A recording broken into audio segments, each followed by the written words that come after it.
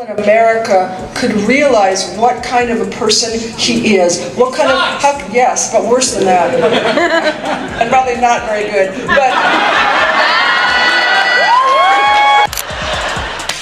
okay, you have, rightly so, been incredibly outspoken about your disapproval of President Donald Trump.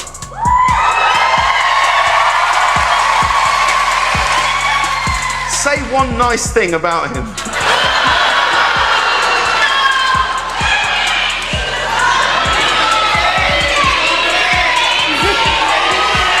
no! What's one nice thing about him?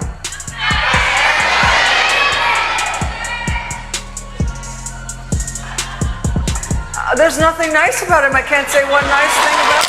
When Cher lets loose, she really lets loose. Trump just got steamrolled by a vocal hurricane. She didn't just drag him, she obliterated him like a high note so sharp it could cut through his ego. The internet is in flames, late-night hosts are feasting on the drama, and somewhere in Mar-a-Lago, Trump is probably rage tweeting in all caps, grasping for a comeback that won't land. But let's be honest, nothing, and I mean nothing, stands a chance against Cher in full diva destruction mode. This isn't just a clapback, it's a full-blown superstorm. I have to tell you something. If someone said that my daughter was a hot piece of ass, I would put my fist through his face. Someone who would bring down the country because he doesn't win does not deserve anything, deserves nothing. He deserves nothing. He does not deserve any kind of respect, loyalty. I don't think he has two moral fibers to. When Cher goes off, she really goes off. She didn't just throw a little shade at Trump. She dropped a full-on thunderstorm. No sneaky tweets, no quiet jabs. Nope. She let loose like a rock concert in a hurricane. Loud, fierce, and impossible to ignore. The internet went wild. Late-night hosts had a field day, and you just know Trump was somewhere, furiously typing in all caps, trying to fight back. But let's be real, there's no winning against Cher in full diva mode. The people he will bring with him will put an end to any hope that women have of getting the rights that we had in Roe versus Wade. I believe they will put an end to any gay marriage. They will put an end to gay adoption. It's not going to hurt me. I'm 70. It's not going to do anything to me, but it's going to do stuff to young people. And that really scares me and it really bothers me. If you're loving this, go ahead and hit that subscribe button. Now, how did this legendary call out go down? Was it a tweet so savage that Elon almost banned capital letters just to stop the damage? Was it a TV appearance where she hijacked the entire segment and turned it into a one-woman roast special? Or, and this is our personal favorite, was it a full-blown cinematic moment, delivered with the kind of drama that made it feel like the grand finale of a rock opera? Because let's be honest, if anyone can make calling out a former president feel like a Grammy-worthy performance, it's Cher. I will try and be as direct and honest with you as I possibly can be. I am positive that you are the most unattractive man I have ever met in my entire life. You have demonstrated every loathsome characteristic of the male personality and even discovered a few new ones. You are. Then came the moment, the one heard around the world. It didn't matter if you were glued to your phone, half watching TV, or just sipping coffee, minding your own business. Boom, there it was. A call out so bold, so devastating, it made people stop mid-sip, do a double take, and rewind just to make sure they heard it right. Did she really just say that? Oh yes, yes she did. In America could realize what kind of a person he is. What kind of, yes, but worse than that. And probably not very good. But somewhere in the gilded halls of Mar-a-Lago, Trump probably did a full-on spit take with his Diet Coke. 1 minute, he was locked into his usual routine, rage posting in all caps about poll numbers, TV ratings, or how he personally invented golf. And the next, Chaos. Phones started ringing. Advisors scrambled. Fox News producers were already prepping an emergency segment to spin the damage. Meanwhile, the internet had detonated. Twitter, or X, whatever we're calling it now, became a digital battlefield. Instagram transformed into a meme assembly line. And TikTok had already declared victory, running laps like it just won the Super Bowl. The reactions came fast and ruthless. Clips of Cher's words were edited, remixed, and within minutes turned into everything from dramatic slow-mo replays to full-on diss tracks with auto-tune. And the celebrities, oh, they lived for it. Some kept it subtle with cryptic laughing emojis. Others went all in with the classic, "She said what she said." Even the usual fence-sitters grabbed their popcorn like they were front row at a Cher concert. She had done it. She dropped the mic, walked off the metaphorical stage, and left the world spinning. The only question left: how was Trump going to react? And more importantly, was Cher finished? Or was this just Act 1? Total complete alpha energy.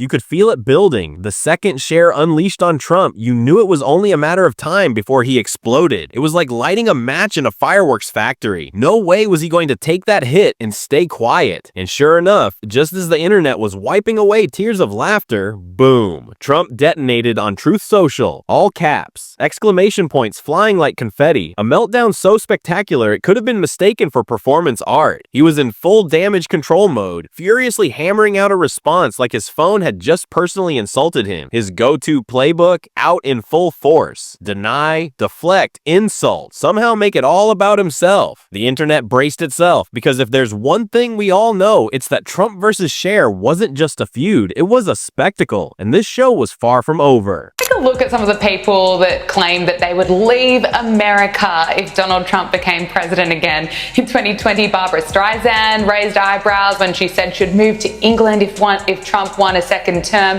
She's still there. We of course saw Ellen leave with her partner Portia de Rossi. She went to the Cotswolds in the UK.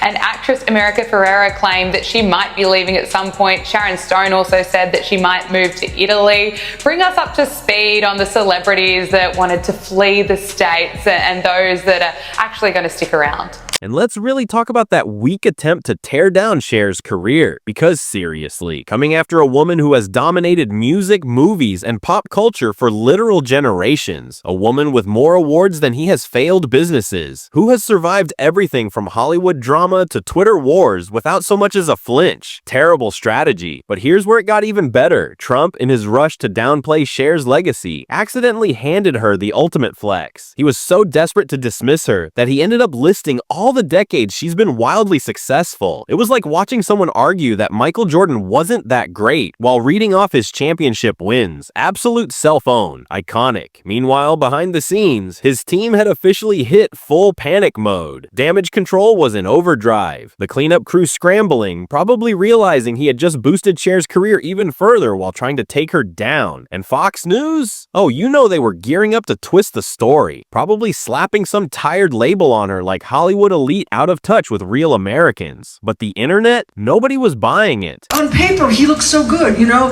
He was brought up rich. He had a good education. He's got all these young chicks. I don't know how young, but he's got all these young chicks, and he just keeps trading them in on younger chicks.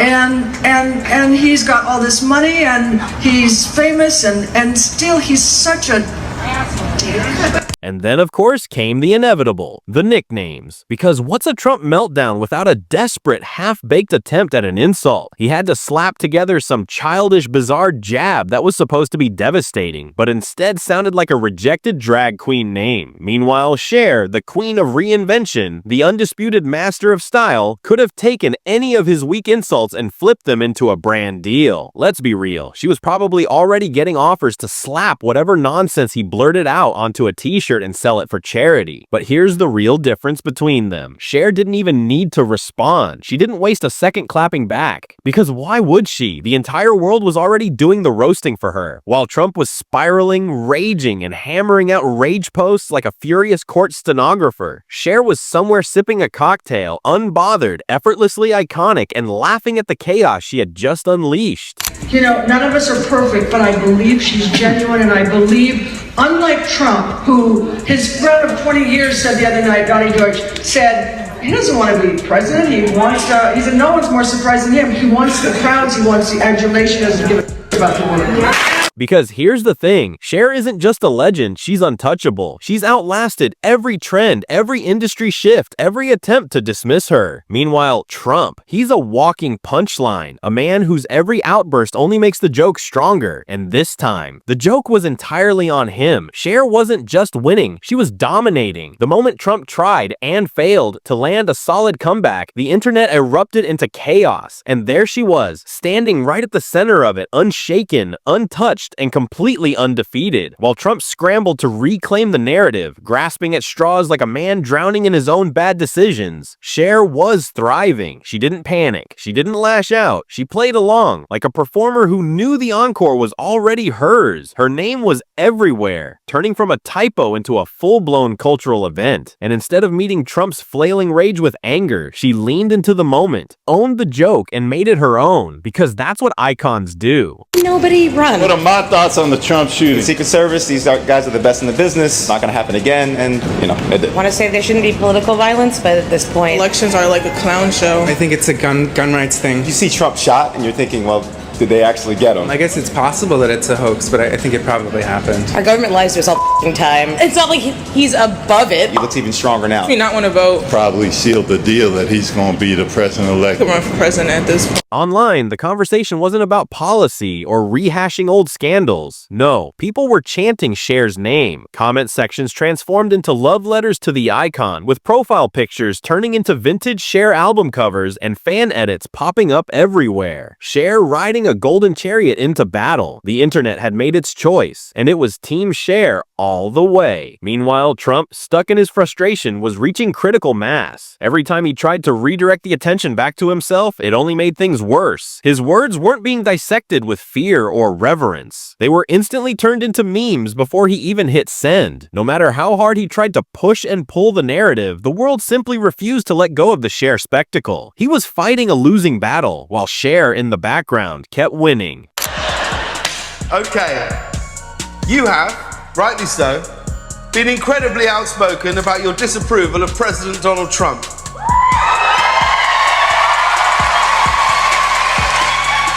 Say one nice thing about him.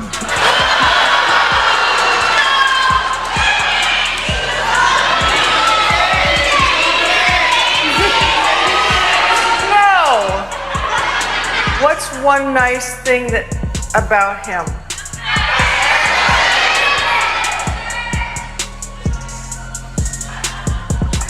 There's nothing nice about him. I can't say one nice thing about him. And Cher, she could feel the shift. It was that moment when a fight stops being a fight, and one person is just desperately yelling, while the other is gracefully cruising through their victory lap. Cher didn't need to say much, just a few perfectly timed remarks, a laugh, a wink, a knowing smirk, each one saying, "I'm not just in the game, I'm running it." Amid the chaos, someone dug up Trump's old grudge against her, bringing up his past jab about her career being over. But the irony was impossible to ignore. While Trump floundered, Cher was headlining the biggest viral moment of the week, without even trying. His insults had aged like spoiled milk, while she remained timeless, untouchable, and completely unbothered.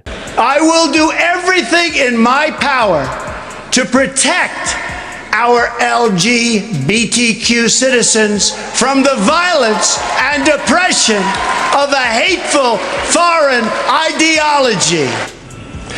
Cher, what was your reaction when you heard him say that? Oh, come on. And he says those letters like a child that's just learning the alphabet and then pokes his finger in the air for Q. I mean, he's the most disingenuous man I've ever seen. And I want to tell you, my people will not believe him for a minute. And I read that he was at a 7-hour, closed-door meeting with 400 of the most conservative, hate gay people, LGBT community that there are. So how does he go from that meeting to telling my people that he will. Television hosts were weighing in, late-night monologues filled with secondhand embarrassment for Trump. Even his usual defenders were struggling to spin the situation in his favor. What could they defend? A man so rattled by a pop icon that he accidentally gave her a new brand identity. It was the kind of self-sabotage that no PR team could clean up. The entire ordeal had morphed into something bigger than just a back and forth. It had become a defining image, a snapshot of what happens when a cultural titan stands unshaken, while an enraged ex-president flails in the digital abyss. The contrast was stark. On one side, Cher was effortlessly basking in the glow of a newfound internet movement. On the other, Trump was trapped in a losing battle against a joke he had accidentally created. You feel that you need to speak out? Well, first of all, I'm a citizen. And that's my right. I've been through 11 presidents. We've been afraid of different countries, you know, and we've been afraid of different actions from those countries. I never thought that I would fear actions from my own country. You're always very vocal about women's issues and supportive.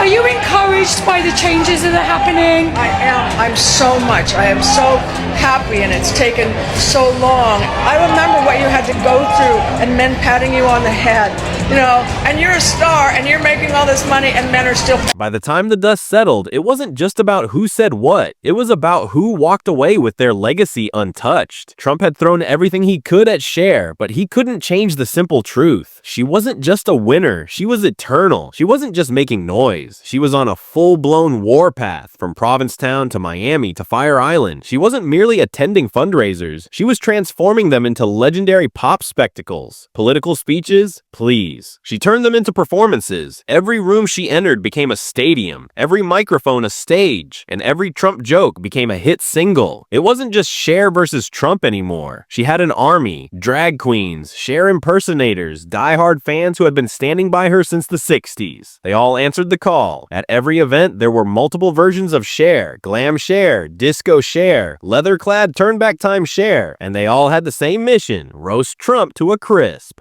Someone's got pretty much control over if you live, or if you can feed your children, or you can pay your rent, or you can do whatever, or if you're here illegally, or a million different things. The fundraisers became less about politics and more like extravagant Vegas shows. Between fiery speeches, Cher effortlessly transitioned from delivering punchlines aimed at Trump to launching into a high-energy performance, captivating the audience with every note. She wasn't just supporting a cause, she was leading a cultural shift, making every room feel like a sold-out concert with a microphone in hand. Trump, meanwhile, was still grappling with how Cher managed to dominate the conversation online. At the end of the day, no matter how many all-caps rants Trump fired off, the simple truth remained: Cher had already claimed the victory. While Trump's tweets couldn't land a hit, Cher's timeless legacy spoke for itself. She had triumphed over the trends of the past, survived changing music eras, and remained iconic throughout it all. Trump, on the other hand, was still stuck trying to figure out the basics of, well, how to use an umbrella.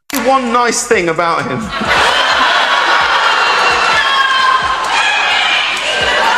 And as for the whole past her prime argument, nice try. Cher has been defying age, logic, and gravity for over 50 years. She's survived fashion trends that would have ended most careers, constantly reinventing herself to stay relevant, and still packs arenas like it's nothing. Meanwhile, Trump's idea of staying youthful is a constant spray tan and a diet of fast food. But let's be real, this battle is far from finished. Cher's got an arsenal of comebacks ready to go and zero hesitation when it comes to speaking her truth. Trump, on the other hand, can't seem to drop anything. So if you think this feud's over, think again. The next time Trump so much as tweets, Cher will be right there with a knockout line. And when the dust settles, you can bet she'll still be standing, probably rocking a glittering bodysuit, belting "If I Could Turn Back Time," while Trump just wishes he could.